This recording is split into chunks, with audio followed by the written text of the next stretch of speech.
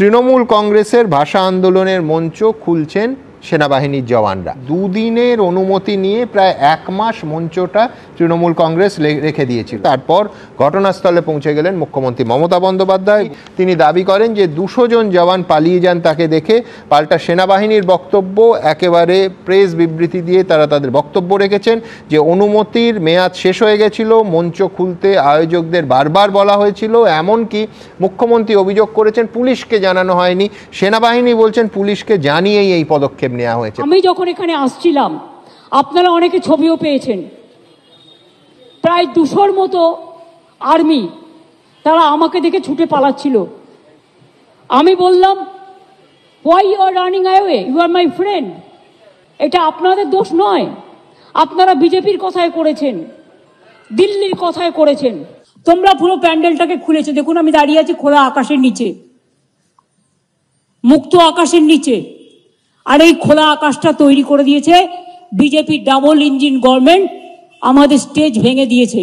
আমি আগামীকাল বেলা 2টো থেকে 4টে সব ব্লকে ব্লকে, সব ওয়ার্ডে ওয়ার্ডে, সব জেলায় জেলায়, সমস্ত পঞ্চায়েতে পঞ্চায়েতে আমাদের যে ধর্ণা মঞ্চ ছিল সেই মঞ্চকে ভেঙে দেওয়ার প্রতিবাদে এদের প্রোগ্রাম চলবে। মমতা বন্দ্যোপাধ্যায়কে পাকিস্তানের হায়ার করে নিয়ে যাওয়া উচিত।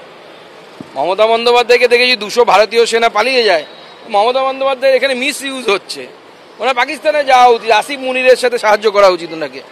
ভারতীয় সেনা কাউকে ভয় পায় না, ওনার মতো লোককে তো ভয় পাওয়ার কোনো প্রশ্নই নেই। সেনাবাহিনী আমাদের জাতির গৌরব এবং আমাদের রক্ষাকর্তা।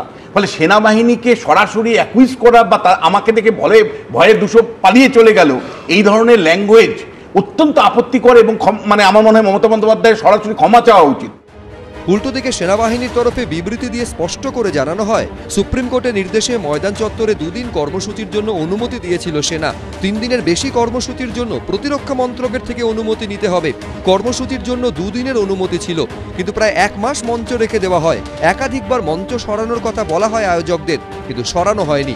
এরপর কলকাতা পুলিশকে জানানো হয়েছিল সেনা মঞ্চ সরাচ্ছে। একজন প্রাক্তন সৈনিক হিসাবে এটা আমাকে খুব আঘাত করেছে। মাননীয় মুখ্যমন্ত্রী যে ইরেসপন্সিবল কমেন্ট উনি আর্মি সম্পর্কে করেছেন, এটা শুধুমাত্র একটি দায়িত্ব জ্ঞানহীন বক্তব্য নয়, এটা একটা সেনাবাহিনীর প্রতি অসম্মানজনক বক্তব্য। প্রথম কথা, 200 জন সেনা ওখানে যাওয়ার কোনো প্রশ্নই নেই। এই মঞ্চ ছড়াতে হলে যে এসওপি আছে, আমি ফটোলেমে চাকরি করেছি, তাতে ম্যাক্সিমাম একটা প্লাটুন যায় এবং তাতে 8 থেকে 10 জন সশস্ত্র থাকে, বাকি 20 জন কোনো কাজে ওটাতে অংশগ্রহণ করে। আর 200 জন সৈনিক ওনাকে ভয় পেয়ে পালিয়ে গেছে। আমাদের কথায় আছে, কেউ যদি বলে যে আমি ভয় পাই না, তাহলে সে মিথ্যে কথা বলছে অথবা সে ভারতীয় সৈনিক। উনি কিভাবে ভাবলেন যে ভারতের সেনাবাহিনীর একটি অংশ ওনাকে দেখে পালিয়ে যাবে? এটা অত্যন্ত আপত্তিকর। এটা নিয়ে উনি সেনাবাহিনীর কাছে ক্ষমা চাওয়া উচিত। ঘটনায় যখন ডাক্তারবাবুরা ওই মঞ্চর সামান্য কয়েকটা চৌকি নিয়ে যাচ্ছিল, পুলিশ কতবার আটকায়। এবং আজকে আপনাদের দেখাবো ঘটনাচক্রে কলকাতা পুলিশ দাঁড়িয়ে থেকে আজকে বিজেপির মুরলীধর সেন লেনের যে মহিলা মোর্চার কর্মসূচি, তার বাঁশ খুলিয়েছে কলকাতা পুলিশ দাঁড়িয়ে থেকে। তাহলে না, হ্যাঁ, তাহলে এটাকে সেনাবাহিনী ভালো কাজ করে থাকে। কিন্তু আমি বলছি আপনি আচরি ধর্ম পড়ে শিখাও। আমি বলছি একদম নিজের জমির উচ্ছেদ মুক্ত করেছে। যদি কলকাতা পুলিশ ঠিক কাজ করে থাকে, আমি অরূপের সঙ্গে সহমত, সেনাবাহিনীও ঠিক কাজ করেছে।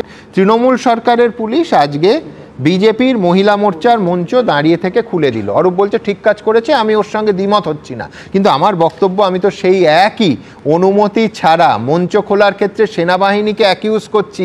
সেই দিনই আমার পুলিশ মুরলীধর সেন রোডে একটা মঞ্চ রাজনৈতিক দলের, যার নাকি অনুমতি ছিল না, সেটা খুলে দিচ্ছে। আমি বলছি একটা ঠিক হলে আরেকটা ভুল তো হতে পারে না।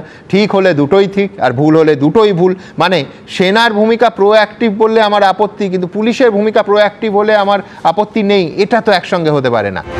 বিহারে কংগ্রেসের সভামঞ্চ থেকে প্রধানমন্ত্রীর মাকে কুরুচিকর মন্তব্য এবং স্বরাষ্ট্রমন্ত্রীকে তৃণমূল সাংসদ মহুয়া মৈত্রর বেলাগাম আক্রমণের প্রতিবাদে সোমবার পথে নামে বিজেপির মহিলা মোর্চা। তারা বিজেপির রাজ্য সদর দফতরের কাছে মুরলীধর সেন লেন ও সেন্ট্রাল অ্যাভিনিউ ক্রসিংয়ে মঞ্চ বাঁধতে গেলে বাধা দেয় পুলিশ, মঞ্চ খুলিয়ে দেওয়া হয়। পুলিশের তরফ থেকে বলা হচ্ছে তাদের কিন্তু কোনো রকম পারমিশন দেওয়া হয়নি পুলিশের তরফ থেকে। এই নিয়ে এই বাকবিতণ্ডা, এই নিয়ে উত্তেজনা সেন্ট্রাল অ্যাভিনিউতে। পুলিশ এই স্টেজ ভেঙে ফেলেছে, স্টেজ করতে দেয়নি। আপনি দেখুন স্টেজ ভেঙে ফেলেছে।